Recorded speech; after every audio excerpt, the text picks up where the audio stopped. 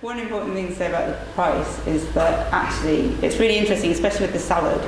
That it is quite expensive, but it's actually, and we get this feedback a lot from buyers, is that actually when they've used it, they realise that it's lasting so much longer because it's fresh. That actually it's not that expensive. I'm not chucking any away, which they were with all the bags. We had this conversation with the university, and when they actually, because we supply small amounts to the union, they actually measured all their wastage over a week, and they did waste because they were buying whole heads. Yeah. Saying that we're providing leaf, which won't go off. They were chucking quite a little away. Yeah. No, it definitely makes a difference, and you can kind of sell it to people, sell the price to people. How far the prices are from the last you said? It totally depends on the item. Some things aren't. Some things are pretty comparable. They're just And also that people expect things like the university, you look at their price and go, wow, that was really great compared to those, and then you realise they've been chopped and washed and bagged or whatever, and so you're kind of dealing with that different, and that's the same as schools as well. Yeah. So then they will start, you kind of go, oh look, our price is great, and then they just go, oh God, we'd have to employ 3 more people to wash the potatoes or whatever. So it's just different issues, and really what you have to do is get people to understand that food costs money. Yeah. And that people have the right to be paid for really bloody hard work and for taking a massive risk and supplying us all with food, and that we don't have the right to be paid more than them for eating it, basically. And so I think it's getting people to understand that, and then they stop being quite so obsessed with the price once they understand that, and you've shouted that. And it's like, it is actually another marketing thing for them, because it's fair. It's basically fair trade. Yeah. And they can say, they're telling their customers that the produce that they're buying is. And having all this as well is brilliant. All the growers and stuff, it's really well done. Yeah, and it works well with restaurants as well, because we have got a few shops who are buying from us, but not many, because once they put their markup on top of our markup, it does end up quite expensive. But with restaurants, obviously they're adding value. They're taking the raw vegetables and adding a lot of value to it. So it kind of works out for them as well. I should stop. Are you able to put a figure on capital cost so far? Yeah, we probably absolutely can right now, can't we? Yeah. So crowdfunding campaign. We're segueing nicely. Well done for bringing that up. We're doing. We got some funding. So the RDP funding is funding my wages, but we also got some capital funding, match funding from them. So it's funding 40% of the capital purchases that we need to make. So we are running a crowdfunding campaign at the moment, which ends in 9 days, to try and raise the rest of the match, so that we can buy a van, a cold store, get the van refrigerated, and also buy packing and prep equipment like weighing scales, bench, all that sort of stuff that you need, pallet truck. We're trying to. It's basically around 20 grand that we're trying to, with match funding in total, that it'll be.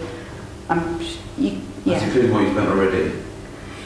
We haven't really spent anything already because we've just borrowed it. Yeah. We borrowed it and shared it, so they're in Kindling's office and don't. We squat in Kindling's office. And we work with them a lot. And do you know? So it's like that's the thing. It's like that's what I think in terms of. So there's capital, but there's also revenue. Revenue is quite a big chunk that you need to find as well if you need to pay a wage. But if you've got support of people like us and our office or whatever that you can squat in. And I think there are. I think it's like one of the things we want to do with you is look at resources that you've got already, and actually it's amazing what you can find. If there's nice people that want to do it, if you as a group really want to do it, you can do it. But the capital is something definitely, because now we're just like, oh my God, we so need a van to make this work. But maybe someone with a van that you can have.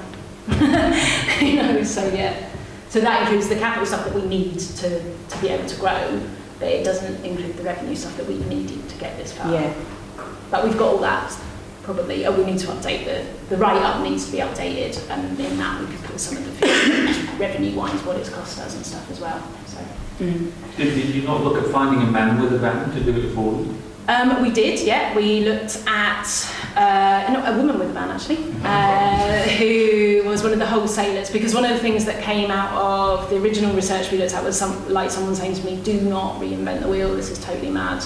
If something already exists, use it. So we talked to the wholesalers, but they weren't, it just didn't work out. They weren't really interested because they didn't want to split the boxes for restaurants and stuff, and also they had really high on costs, because they were paying higher wages than we could afford, than we knew we would be able to afford to pay. Because our aim was to sort of pay, you know, to be able to have the growers aspiring to whatever a bit more than minimum wage, and therefore we shouldn't be paying ourselves more than that to coordinate it. So trying to keep everything as fair as we could on our side. And then eventually we'll say to the buyers, right, you earn our wages too. Or something for we could have done that. You can use the van for anything else on the other 5 days, or? The van, we don't have one. So the growers use a van. We're going to get one, yeah. No, that's what I mean. Yeah. So yeah, I mean, at the moment on the 2 delivery days, we're kind of reaching the point where we need to have more delivery days, because we need to do a delivery day in South Manchester and a delivery day in, you know, like split it.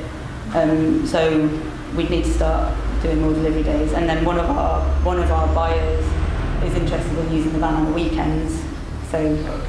Yeah. What we want is a massive fleet where we can then rent it out, and we'd like it to be an electric van fleet that we can rent out to do eco-friendly whatever. But yeah, it was also that the wholesaler that we talked to was using it at the same time we were. We also looked at working with Herbie, which is mobile grocers, but they have a slightly different format, because they have shelves in it and don't have a refrigerated van, and we're using it on the same day. So it's like, we would like to do that. We might still share a driver with them or whatever. So it's definitely worth looking at that first before you jump into trying to raise a whole load of capital money. If there's stuff you can share, definitely share it, but just be aware that in the future you might get too big for that. Will get too big for that. You have to get too big for that to make it viable. Yeah. How's the crowdfunding going? We've got a bit of a way to go. We're at 63.4%. We've got to raise another £6,000.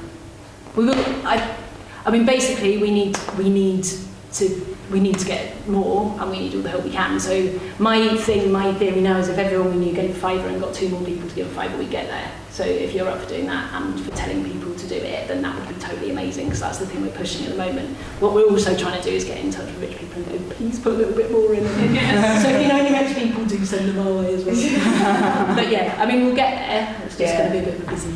You have a 9 days. For that? 9 days, right? Yeah. Not yet. But it usually goes up at the end, right? Yeah. That's what we're hoping. Yeah. So shall we quickly, shall I just... Yeah. So I suppose just to quickly finish off with this stuff, in terms of the future and the wider picture is, so from Kindling's point of view is of supporting veg people to set up was part of not just creating and which veg people doesn't want either. It isn't just about creating a new way to go into restaurants or whatever. It's about going, right, how do we change the food system, and how do we revolutionise it so that growers are paid properly, people can afford to be growers, and they can afford to be sustainable growers, and everyone sort of has a better understanding of things, but also so that it's accessible to a lot more people and not just people that are eating in nice restaurants. That's what we'd like, and that's what all of us would like in Veg People and Kindle, I think. So one side of that is growing, as Katie said, the supply and the demand is kind of a tricky thing. The supply, we've started, so we kind of went out a bit wider, but we also then said as Kindling, all right, we now have, it's kind of working both ways. We now need more supply, so we need to start some more growers off, but we also have a market to offer to new growers, so it's a bit more security, because setting up as a grower is such a kind of huge risk to take, really. And then people sort of have all these obstacles, like how to get enough land. Can you really just give up your full-time job to be a grower when there's no income coming in for the first God knows how long, all the capital costs, blah, blah, blah. So we started off by doing, Land Army, which was, if you remember right at the beginning, one of the things that came out of Feed in Manchester to support growers, general growers. We set that up with a view to getting people into the idea that maybe they could be growers, and even though they'd grown up in seed, it's like all of us. So we then take them out and do help out on the organic farms. And it helps the growers in the times of huge labour needs when they wouldn't be able to pay people to come out, and it helps the volunteers in that they start thinking about it, maybe we can do this, or they just have a nice day out either way. We then realised that obviously that wasn't enough to get you into being a grower, so we set up a commercial growers course with Jenny from Climate Friendly Foods, and now also each of the growers do a day, 2 of the growers do a day. And that's a 5-day course, and we run it for free, but probably will start having to charge a little bit just because the funding's run out for that. And then at the end of that, it was obvious, like we did a few of those and still people weren't going into growing, obviously you don't expect, it's like, come on, where are you? And so we did that, and then we said, all right, we need to do another, we need to address land issues and all of the other issues, capital issues. So we then did a little write out to a few of our farmers and said, is anyone up for running us a bit of land and starting off this thing, which was a model that Kirsten, who works with us, found out about in Canada and America, which is called Farm Start, where you take on 1/4 of an acre to start with. So it's bigger than, it's much bigger than an allotment, and you don't stay at 1/4 of an acre. The idea is you don't stay at 1/4 of an acre. And you farm it for a year, and then the idea is you take on more land. In ours is slightly, in a theory, a slightly safer model than the one in America, in that we have a market, they have to find their own market. But you pay a joining fee, that covers the rent of a small bit of land, the certification costs, because we pay a contribution towards the farmer's certification, the sort of cultivations needed to the big machinery work that happens at the beginning, some training, although they haven't had to cover that, so like we've got a shipping container and a compost loop on site and the water and all that sort of thing. So actually 400 quid isn't anywhere near enough to pay for all those things, so we've got a bit of money as well to do that. And then some support from us and looking at how to do packaging and getting involved in the crop planning and all that sort of thing. So basically they just started, they only got on in May, so it was a bit of a late start for them as well because of everything, because of getting all the legal stuff done. We've got 4 plots taken, 5 people involved in doing that, and then we as Kindling have taken on some of the remaining ones to try just to sort of have that experience ourselves and use the land that's already there, and so we don't always go, yeah, you can do it in your spare time. You feel knackered after. Are people doing that full time? No, so the idea is that you have to, the idea is it's overcoming the obstacles of land, but it's also about saying you have to be very privileged or determined to be able to start up as a new grower and just give up your life and give up income unless you're, like we've set up stuff on the dole or whatever, but unless you can do that, it's really hard to do it. So the idea is that it's something that people, it's enough land to get you a vision of what it's like to grow on a commercial scale, but it's not so much that you have to give up your life to be able to do it. So people do it on top of, there's like a couple of freelance workers, one person's going into full-time, I work full-time, Chris and Kirsten work full-time, so we do it on top of that. So we, you'd go out at weekends and in the evenings. That's the idea. And then the idea is that as you take on more land, you're selling more because you're better at it, so you can lessen your other work, or you can afford to take that risk and just let go. And then the idea is at the end of the 5 years, it's a 5-year programme, we won't be able to take on as much land as they give them in America, because in America you can go, in 5 years you go up to 5 acres, and then you're ready to move on and start your own business because you've built up your market and all that sort of thing. We'll look at what happens. When we need more land. But the idea is that we're going to take on more people for this next growing season as well, and then the people that are in it love it, and they're brilliant actually, they're really great, and it's quite exciting getting a point to it. So that's from the growing side what we do. Is there an annual fee as well? Or there will be, to cover the rent, but it won't be the same as the joining fee. We still need to look at that because it isn't quite enough, and because we got the training for free through something else this time, whereas either we'll learn to do it ourselves and do the training for free ourselves as Kindling, or we'll have to everybody's doing their own farm diary for certification, or?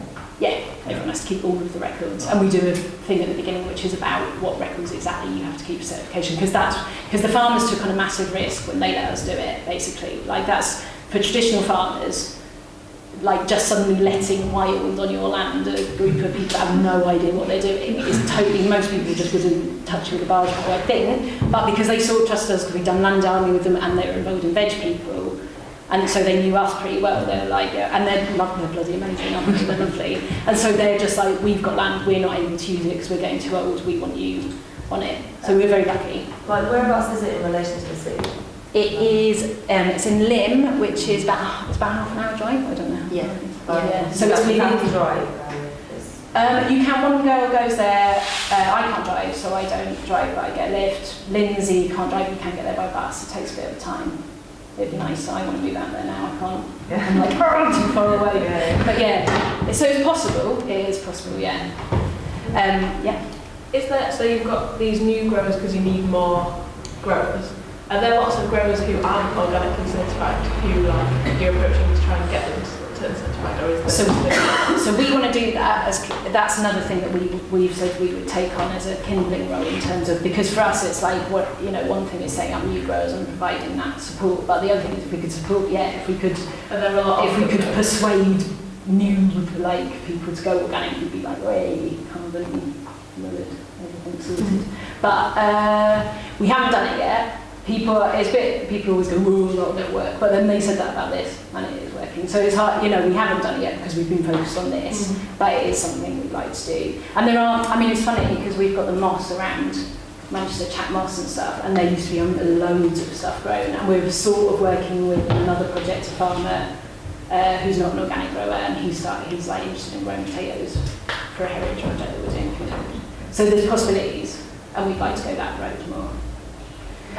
Sorry, can I just ask you about the kindling trust? Yeah. Like, how is that funded and what? I don't really. So originally it was funded by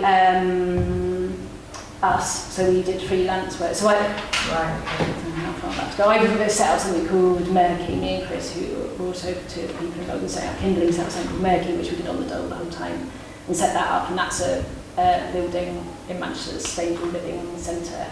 Then we decided to do that anymore. And so kindling, from that we got quite a lot of freelance work to support people to set stuff up. Yeah. And we funded ourselves and the office.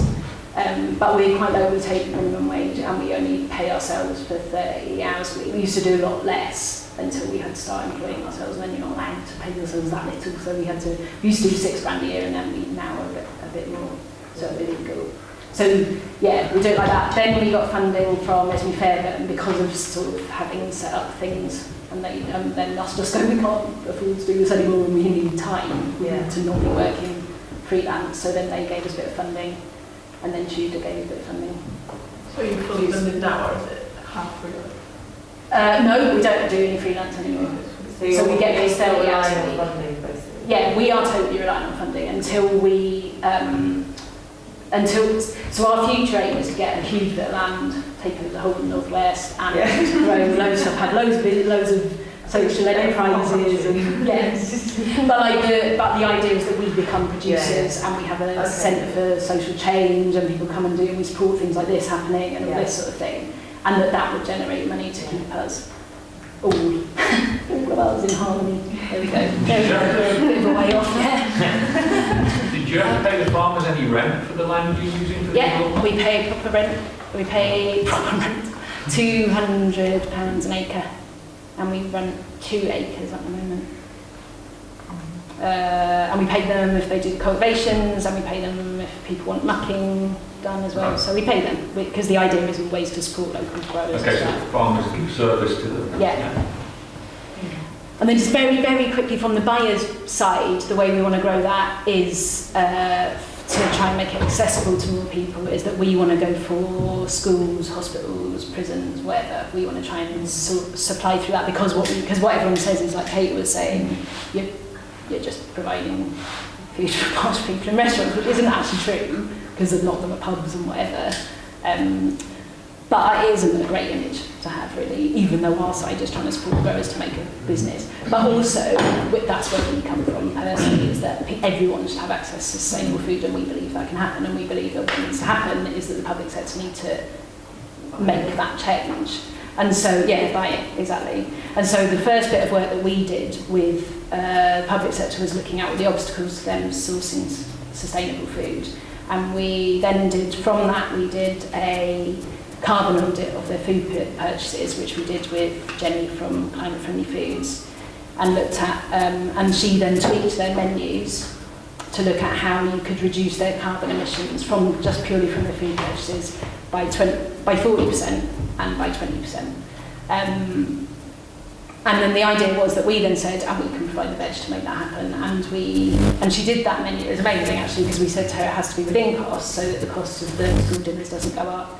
has to be paying farmers fairly, it has to be high animal welfare, has to be low carbon. And we were like, no one's going to want to do this. And she was like, yeah, I'll do it. So she did it, and that was amazing. Manchester didn't go with it, but Stockport are looking at working with us on it. We've just done a carbon audit for them. So you actually did get a menu that was the same, like they were paying the same price? That's what we would have had if they'd taken it, yeah. And the woman who was our main contact, because, yes, I know, I flummoxed.